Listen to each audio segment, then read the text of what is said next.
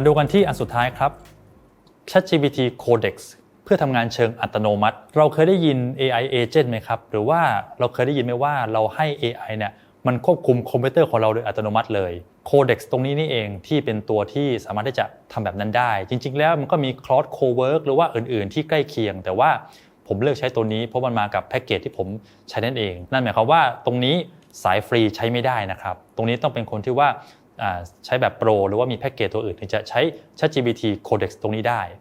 เดี๋ยวเรามาดูหน้าตากันนิดนึงครับว่ามันเป็นอย่างไรมาแล้วนะครับสำหรับหน้าตาของ ChatGPT Codex หน้าตามันก็คือตัวนี้เลยนะครับเป็นตัวสีม่วงๆตรงนี้ถามว่ามันทำงานอะไรได้บ้าง 2-3 แบบครับแบบที่1ที่ผมลองดูแล้วก็คือว่าเราลองให้ตัวเขาเนี่ยสามารถที่จะเข้าไปในโฟลเดอร์บางอันได้อย่างเช่นตรงนี้ผมให้เขาเนี่ยสามารถที่จะ access เข้าไปที่โฟลเดอร์ดาวน์โหลดแล้วก็จัดการไฟล์ในตัวดาวน์โหลดได้โดยอัตโนมัติโดยที่ผมบอกว่าโดยที่บางทีเรามีโฟลเดอร์ที่มันยุ่งเหยิงใช่ไหมล่ะถ้าเราต้องการที่จะจัดเรียงอะไรต่างๆตามปีตามอะไรพวกนี้เราก็ต้องนั่งจับมือนั่งทำเองในพวกนี้เสียเวลาเราให้เขาทำอัตโนมัติเลยครับว่าให้ในโฟลเดอร์นี้เนี่ย sort the file by type into one folder ก็คือบอกว่ามีชนิดไหนจัดอยู่ในโฟลเดอร์หนึ่งทำอะไรก็ตามให้มันเรียงตามโฟลเดอร์ตามปีเขาก็ไปทำมาประมาณ3 นาทีมีบันทึกไว้เลยแล้วเขาก็จัดเรียงไฟล์มาตามนี้เป๊ะๆลองเข้าไปดูดีกว่านี่ไงครับเขาก็มีการจัดไฟล์เลยว่าimage อยู่โฟลเดอร์นึงนะไอ้พวกนี้ก็อยู่อีกที่นึง PDF อย่างรวดเร็วถามว่า3 นาทีที่เขาทำให้เรากับเรานั่งทำเองผมว่าอาจจะสักเกิน3 นาทีนี่ก็คือทำได้อย่างรวดเร็วตรงนี้ต้องระวังอะไรครับสำหรับสายสุขภาพอย่าให้สิทธิ์การเข้าถึงโฟลเดอร์ที่มีข้อมูลของผู้ป่วยอยู่อันนี้อันตรายมากผมก็เลยลองจากโฟลเดอร์ที่ว่าเป็นโฟลเดอร์ที่สัพเพเหระไม่มีข้อมูลที่ว่าอันตรายอะไรเลยอันนี้คือการใช้แบบที่1เดี๋ยวมาดูอันที่2ครับอันนี้น่าสนใจแล้วก็ผมคิดว่าว้าวมากๆสำหรับตัวผมเลยนะกลับมาดูกันครับสำหรับการใช้ Codex อีกแบบหนึ่งเนี่ยเขาเรียกว่าเราให้ตัว Codex เป็นเหมือนกับเอเจนต์ของเราในตัวให้เขาเข้าไปอินเทอร์เน็ตโน่นนี่นั่นอยู่บนเครื่องของเราในขณะที่ว่าเราก็ทำงานอื่นแล้วก็บอกเขาเลยว่าให้คุณไปทำหน้าที่ในการทำอะไรบางอย่างเช่นเหมือนตรงนี้ครับผมบอกเขาว่า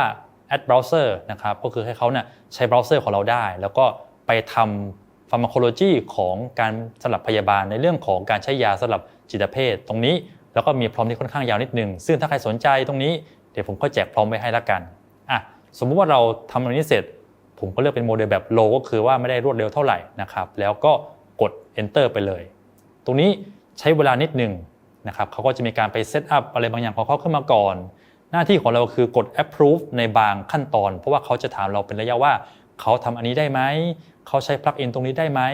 ซึ่งก็ถ้าเกิดว่าเรากำลังทำหน้าที่อื่นอยู่บนหน้าจอคอมของเราก็ไม่มีปัญหาไงเราก็กด enter ได้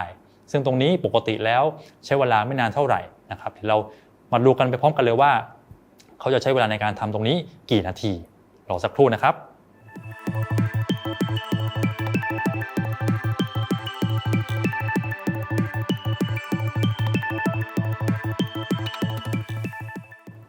เรียบร้อยครับตอนนี้ดูซิว่าผ่านไปกี่นาที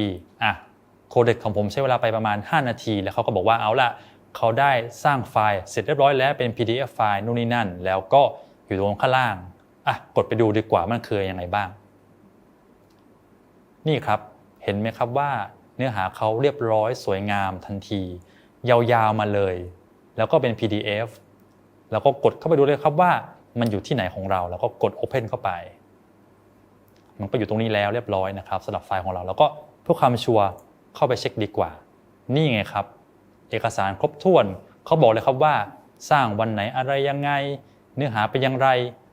ตรงนี้เป็นภาษาอังกฤษใช่ไหมครับทำได้ครับคุณลองสั่งให้เขาทำเป็นภาษาไทยดูแป๊บเดียวครับ5 นาทีเหมือนเดิมเขาก็ทำเป็นภาษาไทยให้คุณในการ